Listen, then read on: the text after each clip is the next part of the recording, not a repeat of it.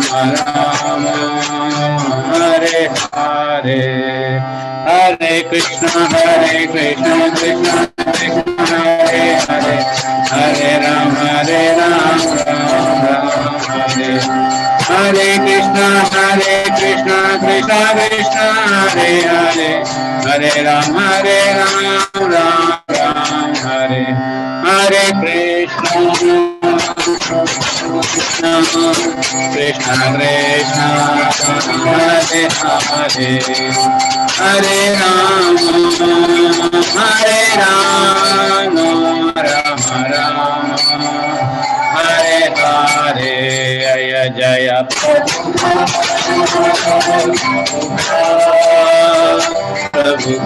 Jaya Jaya Prabhupada Jaya Jaya Prabhupada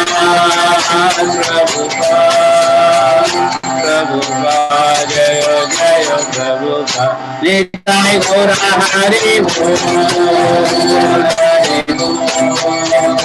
Hari Bol Nitai Gaura Hari Bol Hari Naam Sankirtan ki jai Guru Srila Prabhupada ki jai Nitai Gaura Sitanath Premanande Hari Hari Bol.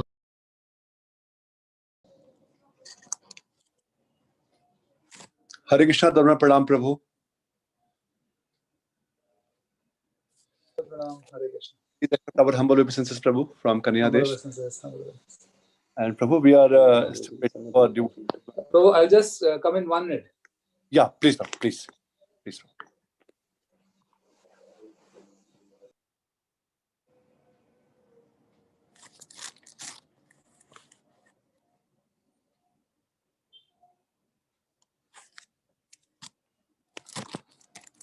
Hare Krishna, Krishna Krishna, Hare Hare, Hare Ram, Ram Ram, Hare Hare. Hare Krishna, Krishna Krishna, Hare Hare, Hare Ram, Ram Ram, Hare Hare. Hare Krishna, Krishna Krishna, Hare Hare, Hare Ram, Ram Ram, Hare Hare. Hare Krishna, Krishna Krishna, Hare Hare, Hare Ram, Ram Hare Hare.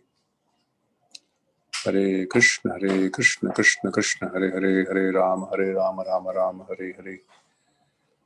Hare Krishna, Krishna Krishna, Hare Hare, Hare Ram, Ram Hare Hare. Hare Krishna, Krishna Krishna, Hare Hare, Hare Ram, Ram Hare Hare. Hare Krishna, Krishna Krishna, Hare Hare, Hare Ram, Ram Hare Hare. Hare Krishna, Hare Ram, Ram Hare Hare.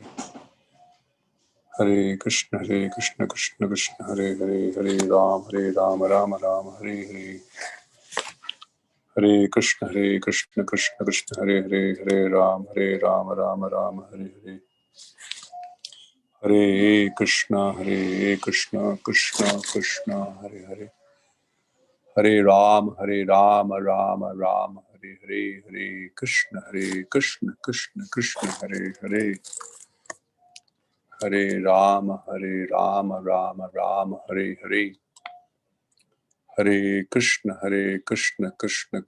Hare Hare. Hare Ram, Ram Hare Hare. Hare Krishna, Krishna Krishna, Hare Hare. Hare Ram, Ram Hare Hare. Hare Krishna, Krishna Krishna, Hare Hare. Hare Ram, Ram Hare Hare. Hare Krishna, Krishna Krishna, Hare Hare.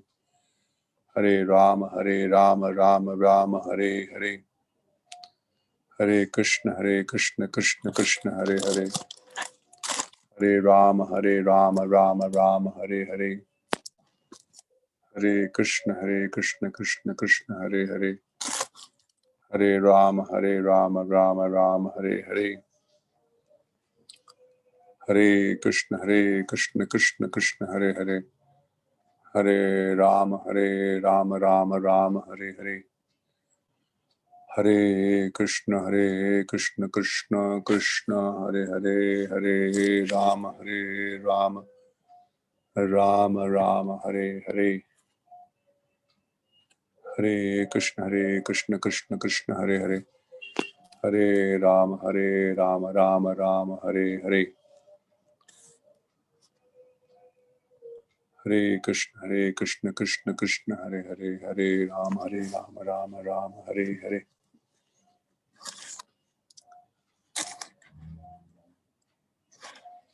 Hare Krishna. So welcome all the devotees and सभी भक्तों को बहुत बहुत दीपावली की शुभकामनाएं। So wish you all a very happy Krishna conscious Deepavali festival. आज बहुत ही शुभ दिवस है और ऐसा बताया गया कि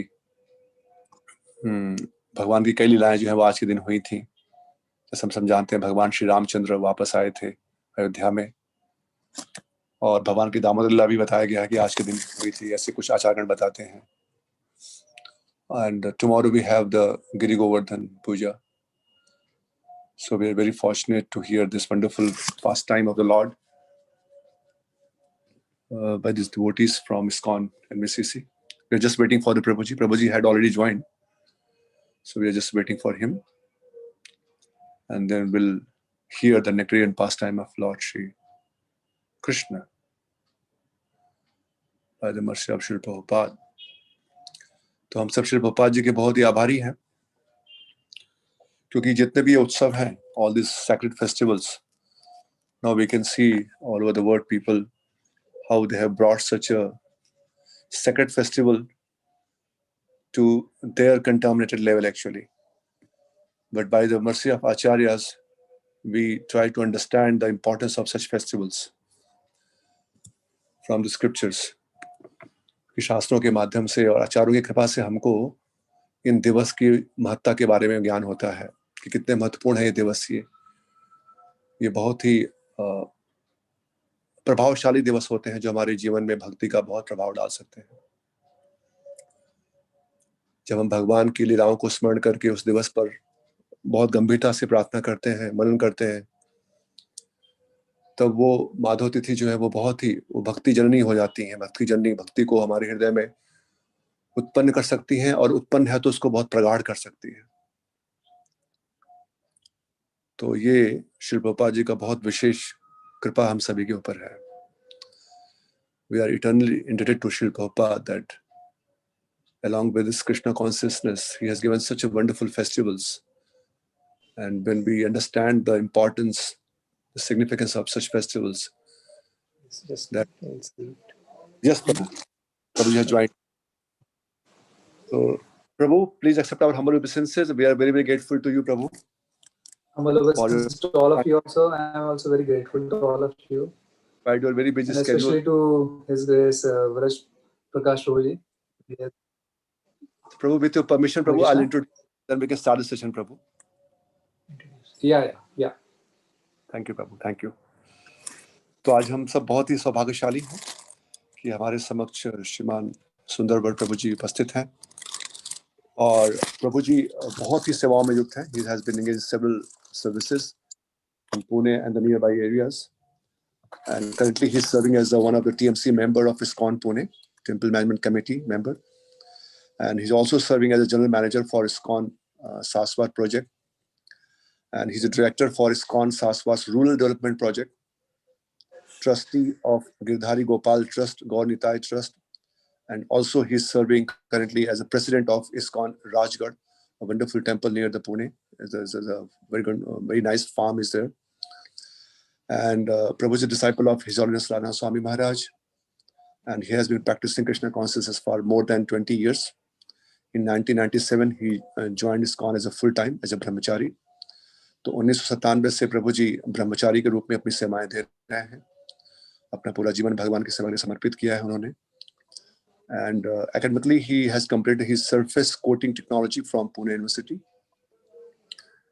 And the various services which he has been running right now is serving as a project coordinator for ISKCON Pune's New Vedic Culture Center NVCCC, जो कि बहुत भव्य मंदिर जो है उनके लिए प्रभु जी का बहुत बड़ा योगदान है पुणे में. और उसका पूरा इंटीरियर डिजाइन भी जो है प्रभु जी ने स्वयं उसको किया हुआ है. और जो हम जाते हैं तो देखते हैं बहुत ही सुंदर भव्य मंदिर. जो भक्त लोग गए हैं वहां पर वो समझ सकते हैं कितना सुंदर मंदिर है, वो देखा उन्होंने. तो प्रभु जी का उसमें बहुत बड़ा योगदान है. और 2010 में प्रभु जी ने गांव के लिए बहुत विशेष कार्यक्रम शुरू किया उन्होंने। Started the rural development project and has been since then conducting various regular preaching programs over there. और आज ये स्थिति है कि वहाँ पर आसपास के जो गांव हैं वहाँ पर 5,000 से भी ज़्यादा लोग जो हैं वो उत्सव मनाते हैं और वो भगवान की सेवा में ये इन प्रकार युक्त हो रहे हैं वो लोग वहाँ पर। और उसके साथ ही साथ में वो वहाँ के जो किसान लोग हैं उनके लिए भी उनको शिक्षा के माध्यम से और उनको भगवान के जो लीलाएं हैं और दिव्य स्थान जो है तीर्थस्थान वहाँ पर उसके माध्यम से बहुत ही उनको उत्साहित कर रहे हैं। He established farmers producers company और उसमें 1,000 से भी ज़्यादा जो किसान लोग हैं वो उसके भागीदार हैं। अभी साथ में वो लोग उत्साहित हो रहे हैं भगवान कृष्ण की भक्ति में। And he has also established satellite center in smaller village adjoining Pune like Bhiwari, Shirwal, पिशरवे। और अभी वो वहाँ पर फाल्टन सेंटर है, वहाँ पर भी बहुत अच्छे से प्रभु जी वहाँ पर भी कई भक्तों को वहाँ पर जोड़ रहे हैं। तो पिछले 20 साल में वो इसके साथ ही साथ में गांव के साथ साथ में वो जो विद्यालय हैं वहाँ के जो कॉलेजेस हैं वहाँ पर भी बहुत प्रचार करते हैं। Specially the aeronautical college and सुईटी कॉलेज एंड चेन्नई में वो एक तोलानी मैरीटाइम इंस्टीट्यूट है, वहाँ पर भी जाके बहुत ही वहाँ पर प्रचार करते हैं। और इसके साथ ही साथ में 2013 में उनके पास एक और भी जिम्मेदारी आई, वो था कि farm development project at ISKCON Rajgarh, जिसके बारे में मैंने पहले बताया आपको, जहाँ के अभी वो प्रेसिडेंट हैं। तो वहाँ पे बहुत ही सुंदर एक प्रोजेक्ट डेवलप किया उन्होंने वहाँ पे, अभी वो इस्कॉन के अंतर्गत ही है। वहाँ पे बहुत सुंदर मंदिर है श्री श्री राधा दामोदर जी का 2016 में, और वहाँ पे करीब 35 से ज़्यादा वहाँ पर गाय की भी सेवा होती है और वहाँ पर कृषि भी होती है। तो बहुत सुंदर प्रोजेक्ट है वो, पुणे के पास में, कभी भक्त जाएंगे वहाँ जा सकते हैं।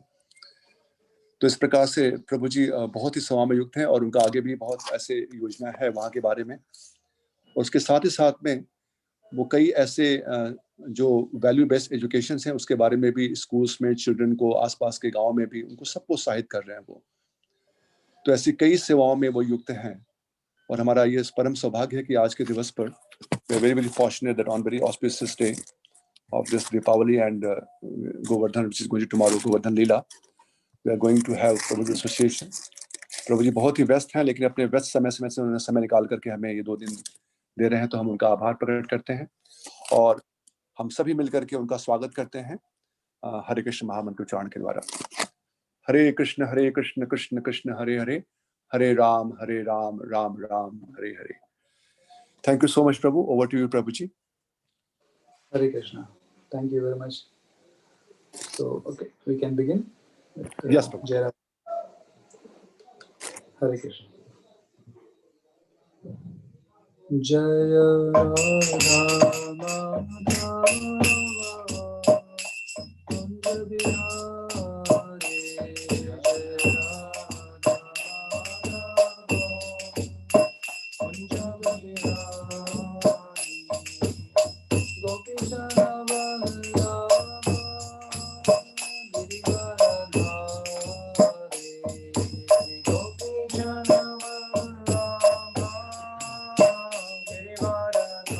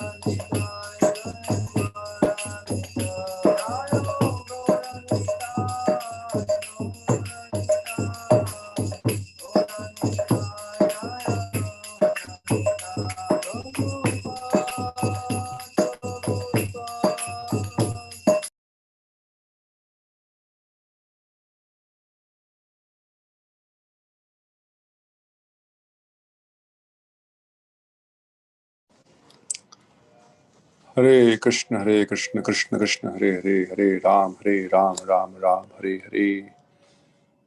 I think Prabhuji lost the connection, so he will join again.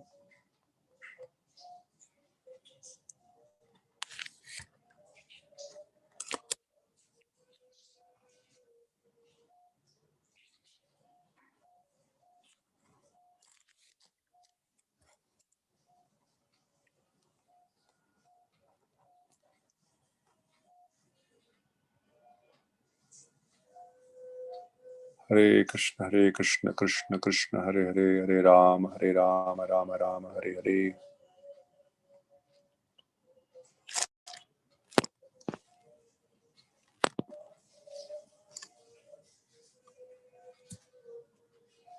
Hare Krishna, Krishna Krishna, Hare Hare, Hare Ram, Ram Ram, Hare Hare.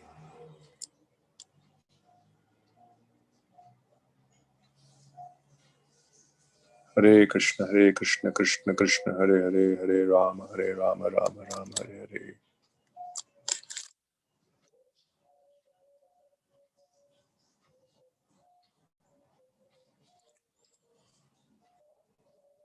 Hare Krishna, Prabhuji. Prabhuji, I think you have to join with the audio, Prabhu,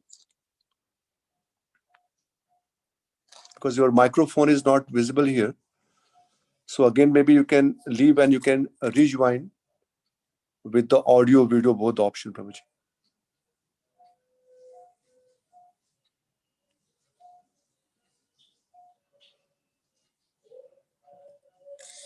Hare Krishna, Krishna Krishna, Hare Hare, Hare Ram, Ram Ram, Hare Hare.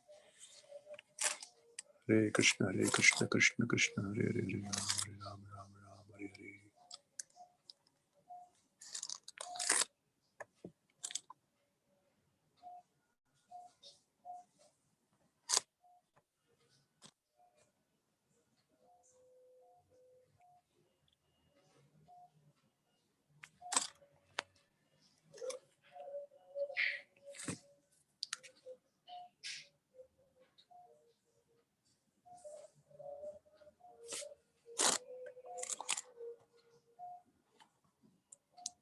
Hare Krishna, Krishna Krishna, Hare Hare, Hare Ram, Ram Ram, Hare Hare.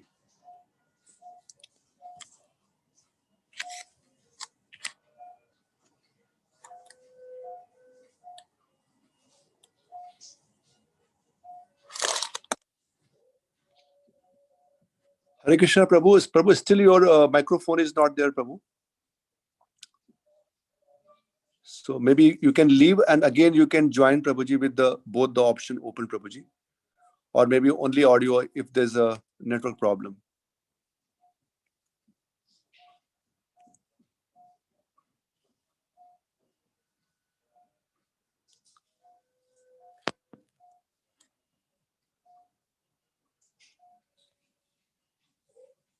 तो प्रभु जी अभी join करेंगे एक कुछ समय में, तो इससे हम देख सकते हैं कि भगवान की कथा का श्रवण करना कितना दुर्लभ है. हाँ प्रभु जी आ गए. Yes, he join now. Yes Prabhu, please Prabhu ji. Hare Krishna. I think there are some connectivity problem.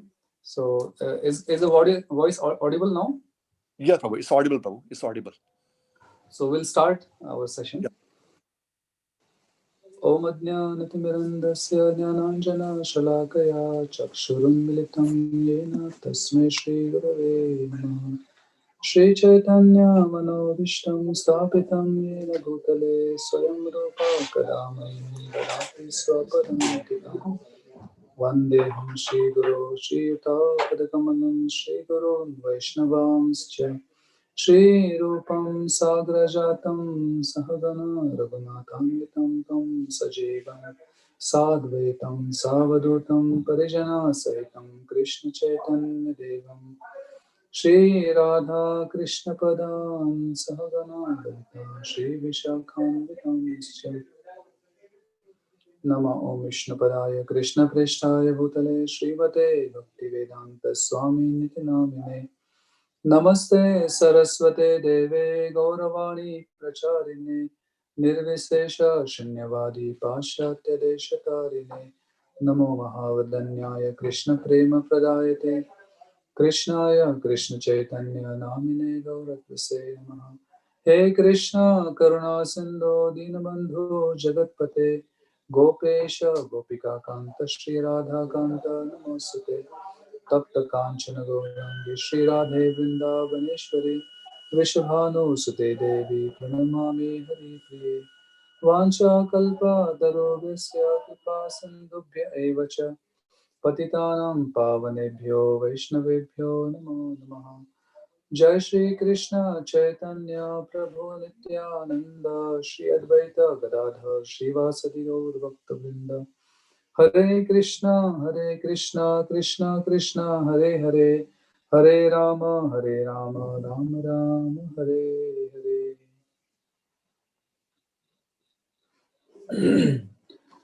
Hare Krishna.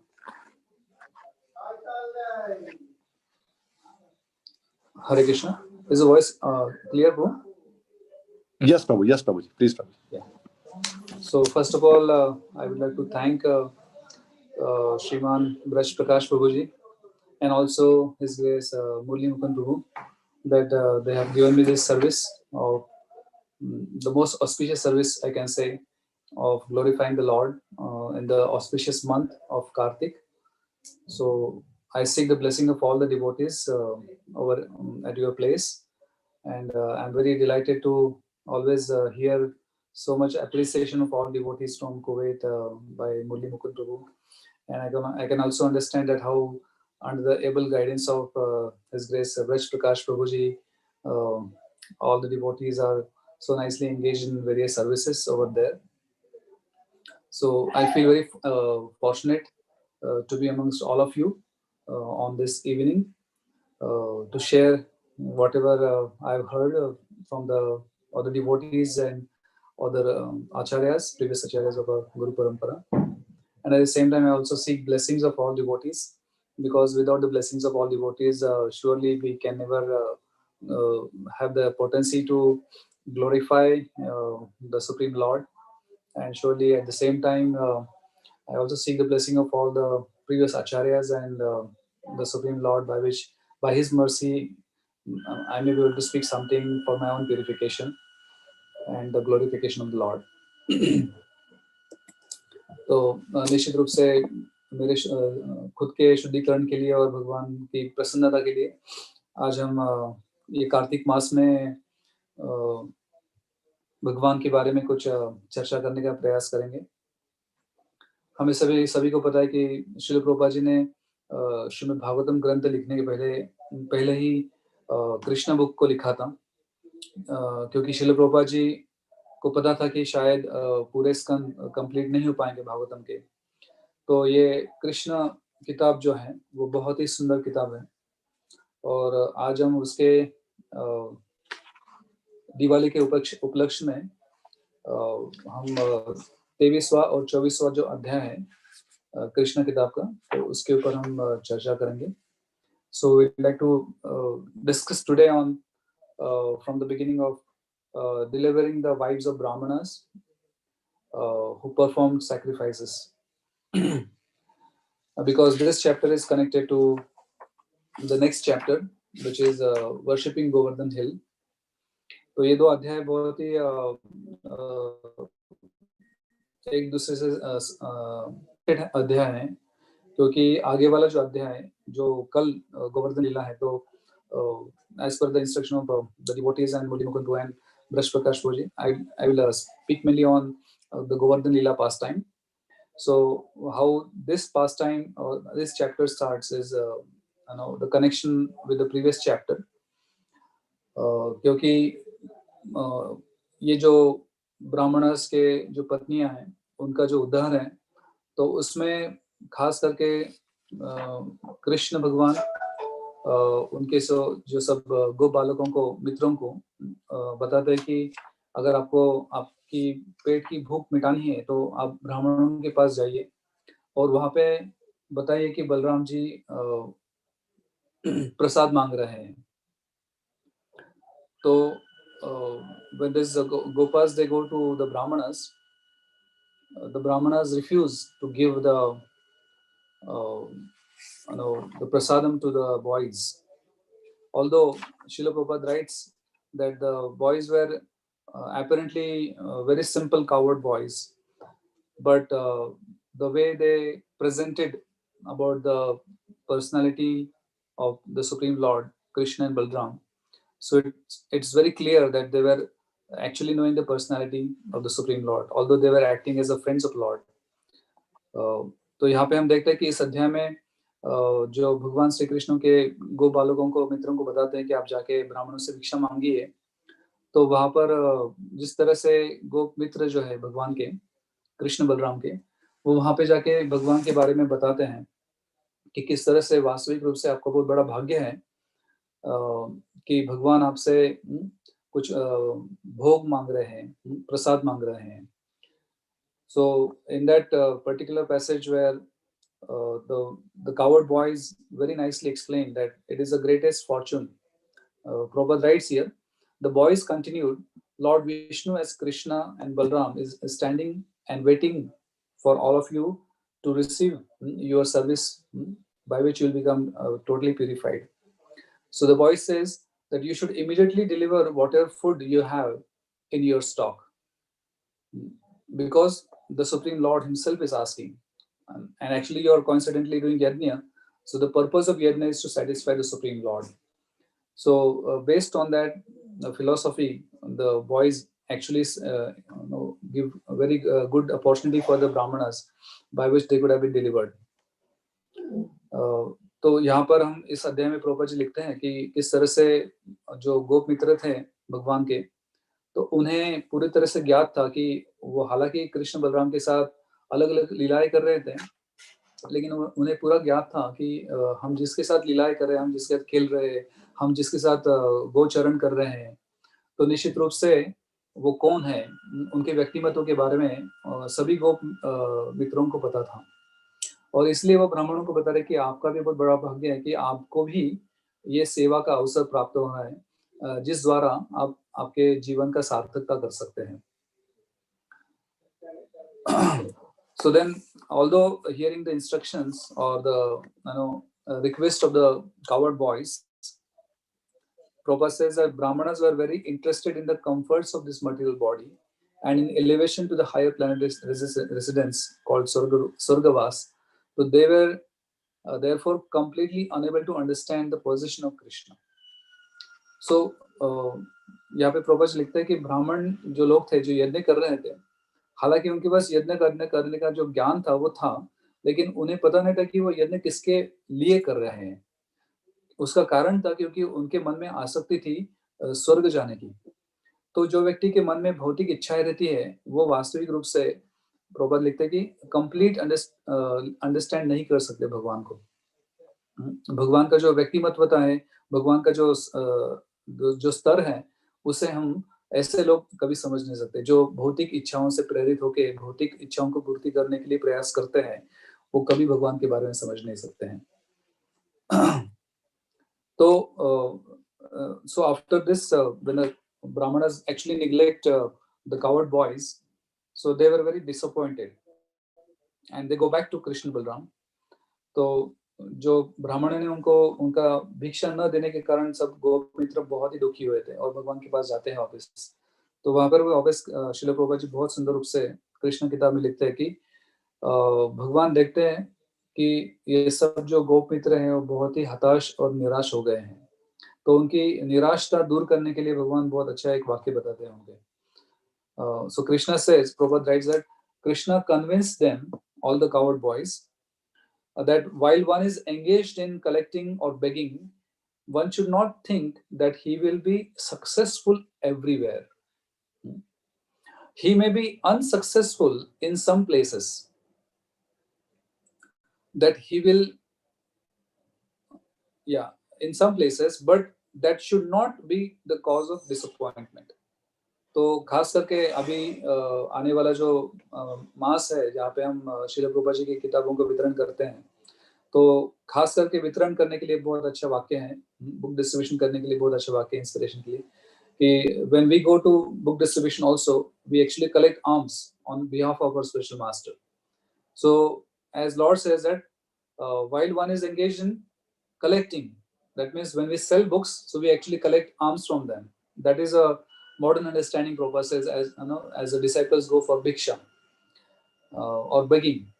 So Lord says that one should not be disappointed, and one should also not think that he will be successful everywhere. So sometimes while distribution of the books, we might not be successful everywhere, but Lord says that one should not get disappointed by some failures in life. So it's a very inspirational statement by the Lord.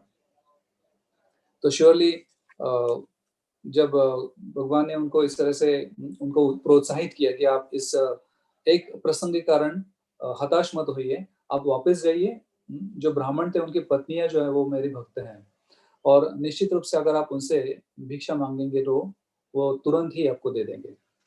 So Lord tells by giving them inspiration that you go back to the wives of the Brahmanas and they are my devotees, and surely they will be very happy to give the prasad to all of you.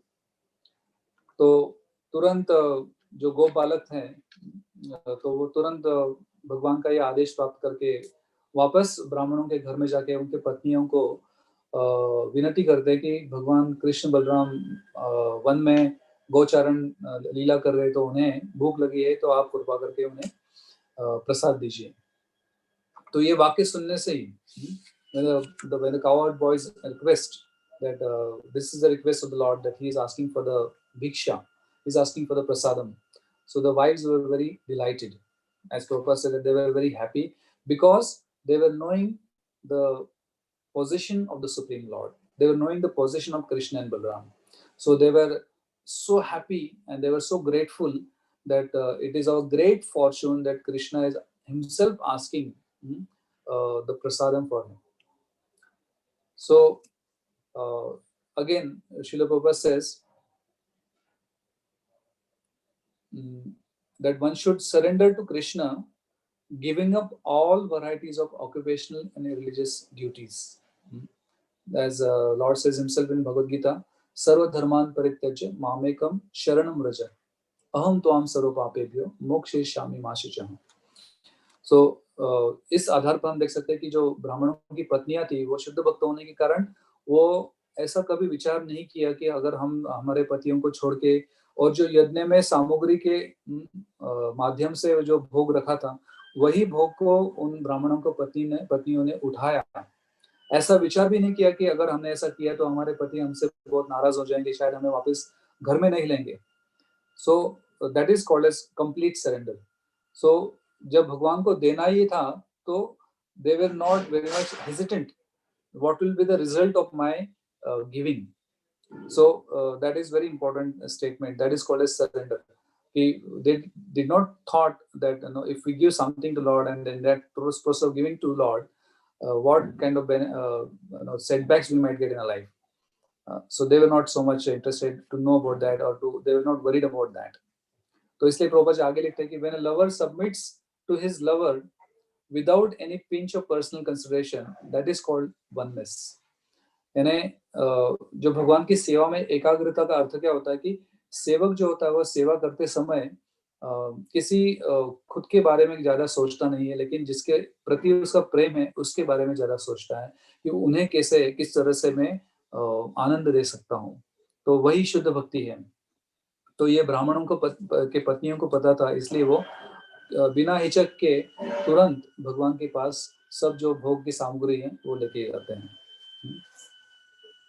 So Srila Prabhupada says that this complete surrender unto the Supreme Personality of Godhead is the most auspicious path for the conditioned soul, because Supreme Lord is the supreme objective of love. तो जो व्यक्ति को भक्ति का जो साध्य है, जिसके लिए हम भक्ति कर रहे हैं, उसके बारे में जब समझता है तो ऐसा ही व्यक्ति भगवान को पूरी तरह से न्यौछावर हो सकता है, पूरी तरह से शरणागत जा सकता है. जब तक हमें समझता नहीं है तब तक हम पूरी तरह से शरणागत नहीं हो सकते. और इसलिए जैसे शुरुआत में ब्रज प्रकाश प्रभुजी ने बताया कि ये जो उत्सव है दिवाली का, तो वो दिवाली का उत्सव वास्तविक रूप से उत्सव का अर्थ ही होता है उत और सव, ऐसे दो शब्द आते हैं इस एक शब्द में. और उत इसका मतलब होता है कि नष्ट करना, या फिर किसी वस्तु से मुक्त होना। और सव का मतलब होता है कि ये सांसारिक जो दुख है, the material miseries of material world. So उत्सव ऐसा एक इवेंट रहता है जो खुशियों का उत्सव रहता है, खुशियों का एक इवेंट रहता है, प्रसंग रहता है, जिसके माध्यम से हम हमारे सांसारिक दुखों से मुक्त हो सकते हैं। या फिर ऐसा कार्य जो आध्यात्मिकता से जुड़ा हुआ है, जो हमारे दुखों को पूरी तरह से नष्ट कर सकता है।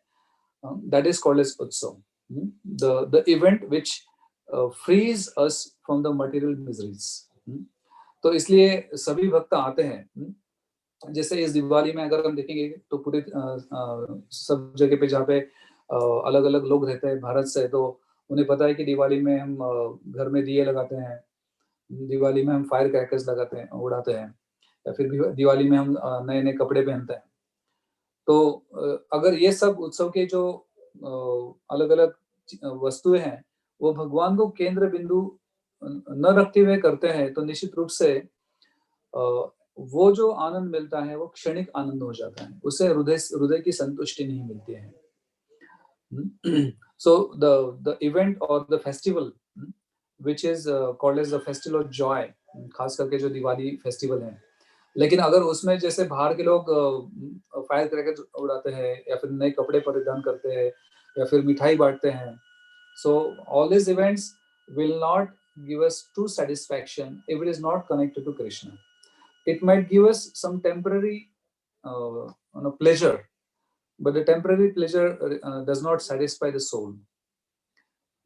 So the soul is satisfied only when it is connected to Krishna.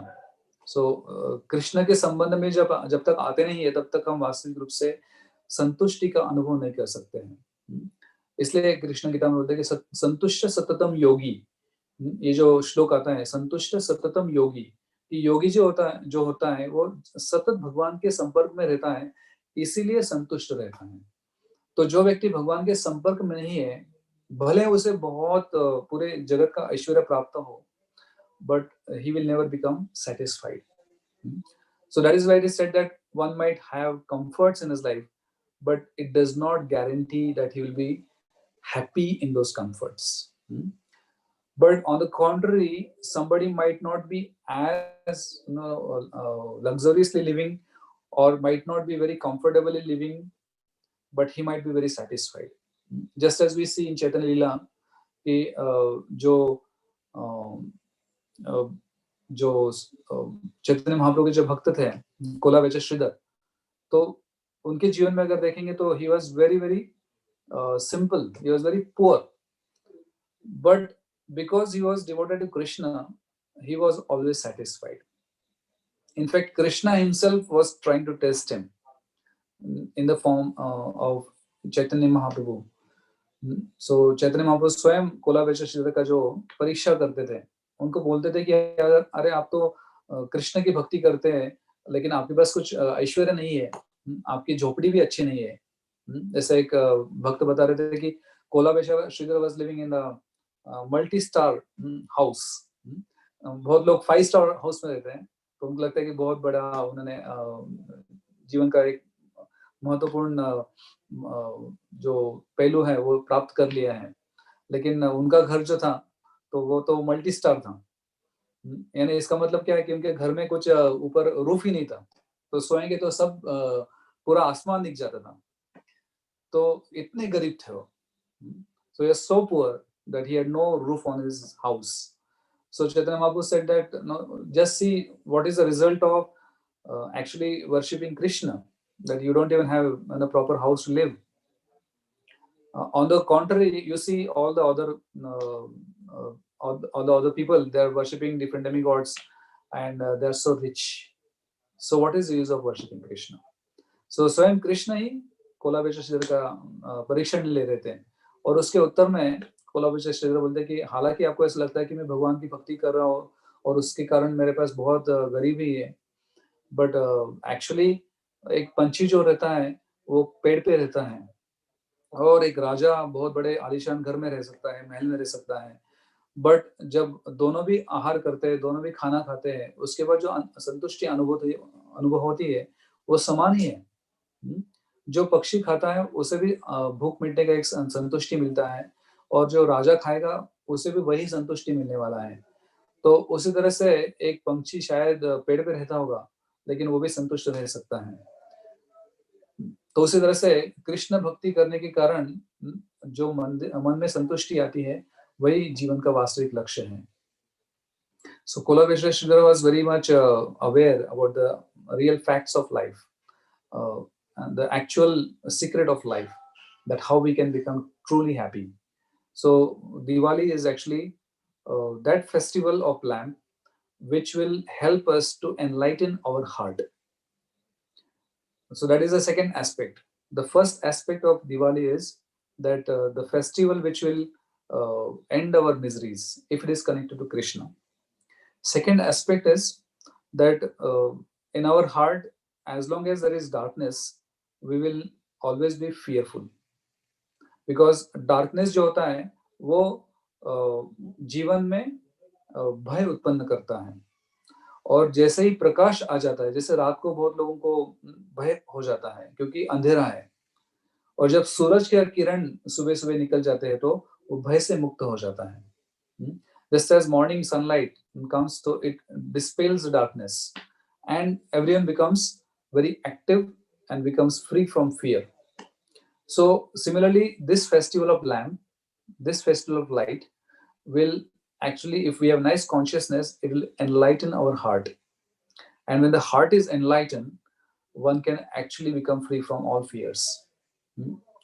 और इसको हम जो करंट इवेंट जो चल रहा है कोरोना वायरस का, उससे भी कनेक्ट कर सकते हैं कि जब तक हृदय में एक शुद्ध ज्ञान नहीं है, शुद्ध ज्ञान का प्रकाश नहीं है, तो तब तक हम इस सांसारिक दुखों के भय से मुक्त नहीं हो सकते हैं। Right now I'm seeing that so many people all over here, also all over the world, they are so frustrated. कुछ लोग ऐसे, I got one call from one of the bank manager. So he said, no, I'm almost about to get mad because I'm not able to interact with anyone last so many months. So that is the result, that people don't know what is the right engagement because there is no right knowledge. So one of the biggest person of the biggest bank in India, he is currently suffering because he is having no engagements. So, and on the contrary, I got one call from one of the elderly devotee Mataji. She's a grandmother, with a small, granddaughter having. But last 6 months she was bedridden because of her old age. And she also called me, and then she was sharing that how I'm so fortunate that within this coronavirus period, I got to hear from so many devotees on Zoom classes and Prabhupada's lectures and so many books. तो हम देख सकते हैं कि जब हम अज्ञान में रहते हैं तो हर एक व्यक्ति भयग्रस्त रहता है। जैसे मुझे कॉल आया था एक बड़े बैंक के मैनेजर से, तो वो बता रहे थे कि अभी हम ऐसे स्थिति में है कि हम शायद और दिन अगर लॉकडाउन रहेगा तो मैं पागल हो जाऊंगा, क्योंकि मुझे पता नहीं अभी क्या करना है इस लॉकडाउन में। घर में बैठे बैठे पूरी तरह से वो हताश हो चुके हैं। और उसके विरुद्ध हम देख सकते हैं कि हमें और एक ऐसा एक भक्त है जो बहुत ही वयोवृद्ध माता जी हैं, और उन्होंने हमें कॉल किया था और बता रहे थे कि किस तरह से पिछले 8 महीने से मैं बहुत ही संतुष्ट हूँ, क्योंकि बहुत ही उनका स्वास्थ्य ठीक न होने के कारण वो बेड से भी उठ नहीं पा रहे हैं। लेकिन वो बता रहे थे कि किस तरह से ये 8 महीने में मैं कंटिन्यूअसली प्रभुपाद जी की किताबें पढ़ पा रही हूँ, और अलग अलग भक्तों का संग बैठे बैठे मिल जाता है जूम के माध्यम से। तो भक्तों को ही पता होता है कि वास्तविक रूप से ज्ञान कहाँ से प्राप्त हो सकता है, और वो ज्ञान के कारण, भगवत ज्ञान के कारण उनके हृदय में एक प्रकाश होने के कारण कुछ भी भय नहीं है। हालांकि उन्हें जो माता जी है उनका वय बहुत हो चुका है, उनका आयुष बहुत कम बचा है, लेकिन उनके मन में कुछ भी भय नहीं है, मृत्यु का भय भी नहीं है। तो यह है भक्ति की परीक्षा, भक्ति का एक अच्छा उदाहरण कि भक्ति करने से व्यक्ति पूरी तरह से भय से मुक्त हो जाता है, और जो भक्त नहीं है वो हर वक्त भयग्रस्त रह जाते हैं, हर वक्त हताश रहते हैं, हर वक्त निराश रहते हैं। So from that perspective, we can say that we are very fortunate that we have got such an amazing personality as Srila Prabhupada, who has given us best of the knowledge. So interestingly यहाँ पर जो ब्राह्मण पत्नियां थी उनके मन में भी कुछ भय नहीं था. So Prabhupada writes that Brahmanas who were performing yajna, they were very knowledgeable, but actually they were ignorant. And because of which they were ignorant of the personality of Godhead, because of which they were very much fearful. और जो उनकी पत्नियां हालांकि भाई ऋषि से बहुत पढ़ी लिखी नहीं थे, लेकिन उन्हें कृष्ण के बारे में पता था और इसलिए उनको कंस का भय नहीं था. तो यहाँ पे प्रभुजी लिखते हैं कि जब वो भगवान की सेवा करने के बाद घर वापस आ जाते हैं तो भगवान की कृपा से जो ब्राह्मणों के हृदय में वो समझ आ जाती है कि अरे हमने बहुत बड़ा गलती कर दिया कि भगवान स्वयं हमसे सेवा मांग रहे थे और हमें सेवा करने का मौका था, लेकिन हमने वो सेवा करने का मौका गवा दिया और हमारी जो पत्नियां हैं उन्होंने वो सेवा करने का अवसर प्राप्त कर लिया. तो still, but although understanding, realizing their mistake, still they did not go to meet Krishna because they were afraid of Kamsa. So we can see that because they were not actually having complete knowledge, although they were performing big yajnas, but because of lack of knowledge of Krishna, they were always afraid, they were always fearful. So that's how this chapter concludes, that Krishna, while engaging with the Brahmanas, he saw that, I was just trying to say that these yajnas are useless if the goal is missed. But he sees that on the contrary, my parents, my relatives from Vrindavan, they are also busy engaged in the performance of the Indra Yajna.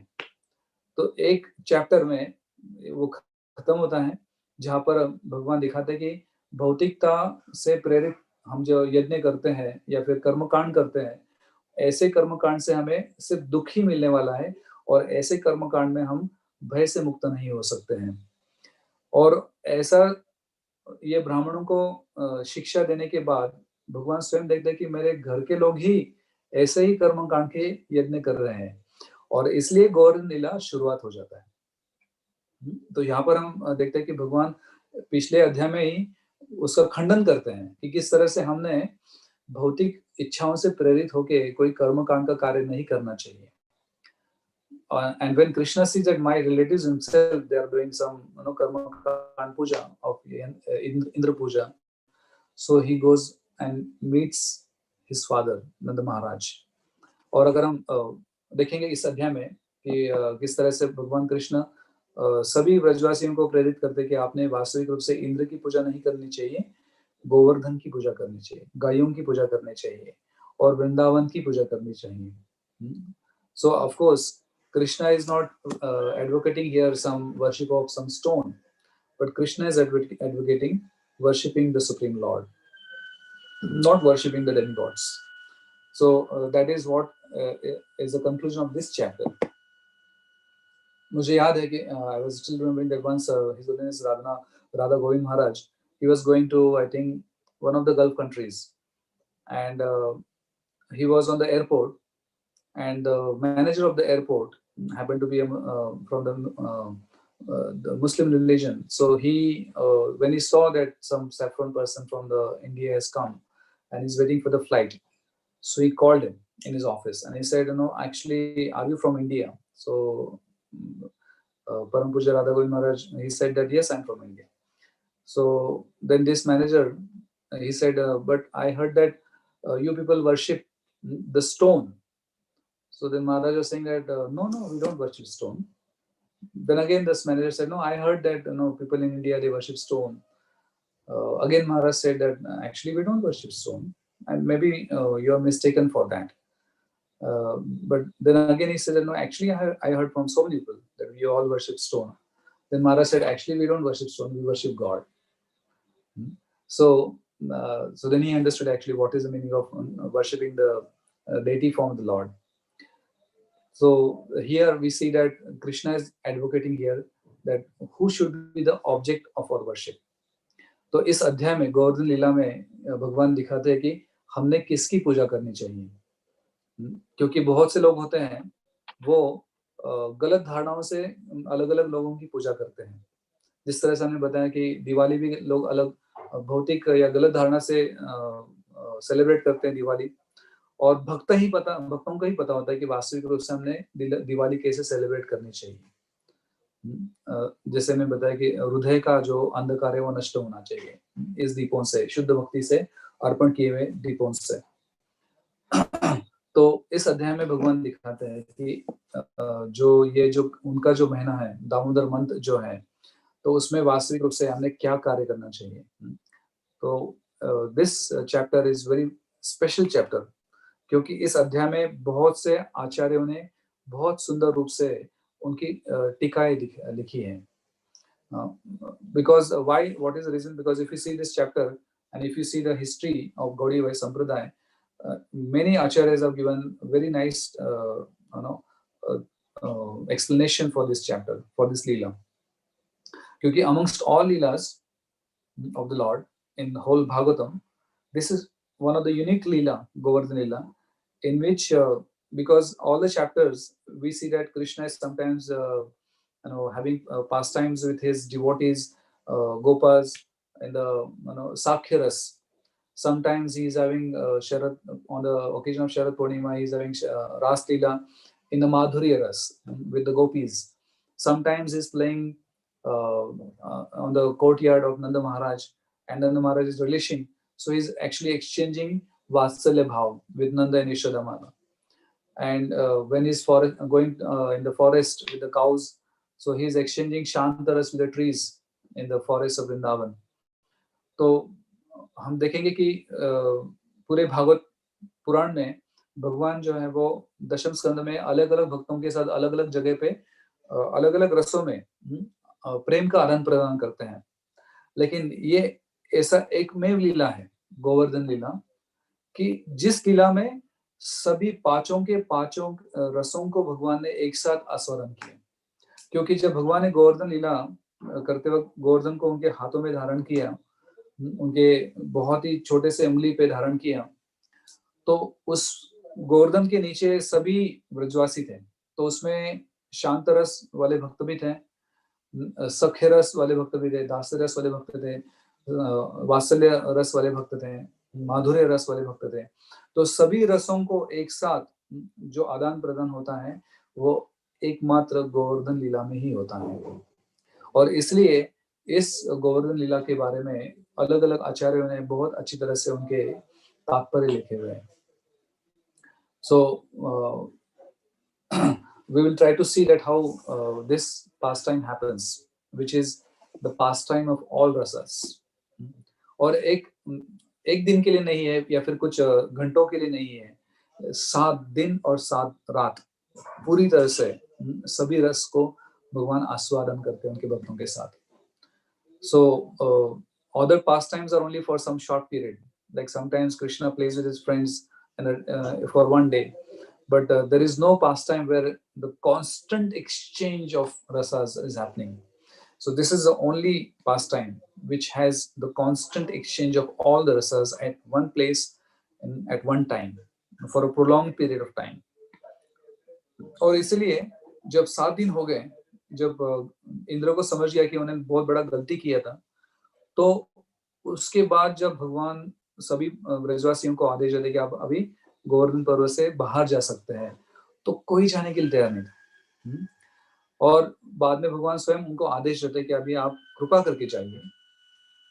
तो उसमें भी वर्णन करते हैं कुछ आचार्य की, जब सभी ब्रजवासी गण जाते हैं बाहर गोवर्धन के बाहर, लेकिन गैया जो होती है वो जाने के लिए तैयार नहीं थी, क्योंकि वो इतने आसक्त हो गए थे। उनको अभी समझ रहा था कि अरे ये जो आदान प्रदान चल रहा था भगवान के साथ वो अभी टूट जाएगा। ये जो रस था, प्रेम का रस का जो आदान प्रदान था, वो कुछ समय के लिए नष्ट रुक जाएगा। So many cows are not ready to go out. Then Krishna very lovingly takes them out. So इसलिए हम देखते हैं कि ये लीला बहुत ही मधुर है। So ये लीला शुरुआत होने के पहले जैसे हमने बताया कि last chapter says that Krishna was not very happy with the karma kanda yajna or the activities of the karma kanda. So Krishna also wanted to make it sure that his all relatives and Brajavasis also do not get indulged in the activities of karma kanda or the activities which are motivated by the material desires. तो जिस तरह से पूर्व अध्याय में हम देखते हैं कि भगवान ये नहीं चाहते थे कि जो ब्राह्मण थे वो कर्मकांडीय पद्धति से जीवन जिए, तो उसी तरह से भगवान ये भी नहीं चाहते थे कि मेरे उनके स्वयं के जो घर के लोग हैं, वृंदावन के जो ब्रजवासी है, वो भी गलती से भी कुछ कर्मकांड या फिर भौतिक प्रेरित इच्छाओं से प्रेरित होकर कुछ कार्य न करें। तो ये बेस बनता है इस गोवर्धन लीला का, कि जहाँ पर ऑफ कोर्स भगवान एक ही लीला से बहुत अलग-अलग वस्तुओं को साध्य करते हैं। Krishna achieves many things from one pass time itself. So in this pastime, we see that Krishna wanted to abstain or protect his devotees from not indulging in the materialistic activities. At the same time, Krishna also was very much careful that his devotees like Indra, who are mixed devotees, they also do not get attracted by or affected by the most undesirable thing called as pride. तो दोनों side में देखते हैं कि भौतिक इच्छा भगवान को अच्छी लगती नहीं है उनके भक्तों के हृदय में, और उससे भी ज्यादा भगवान कभी उनके भक्तों के हृदय में अहंकार को पसंद नहीं करते हैं. So Krishna does not like his devotees who are inspired and living with the material desires, but more than that, Krishna does not like his devotees to become proud of their achievements. So this chapter explains us or protects us by becoming humble. क्योंकि ये जो पूरा अध्याय का जो and result, जो conclusion है पूरे लीला का, वो कंक्लूजन आता है कि इंद्र जो थे वो पहले बहुत ही अहंकारी हो गए थे. उनको ऐसा लगता था कि मैं ही वास्तविक रूप से करता हूँ, मैं ही, मेरे कारण ही सब जीव को सृष्टि का सृजन हो रहा है.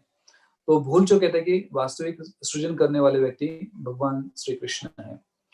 तो Krishna performs his past times for giving the protection, और इसलिए जो दशम स्कंद है, the 10th canto is called as आश्रय, 11th canto is called as the canto of liberation, मुक्ति या फिर ज्ञान, भक्ति में ज्ञान, और जो 12वां स्कंद है, that is entitled as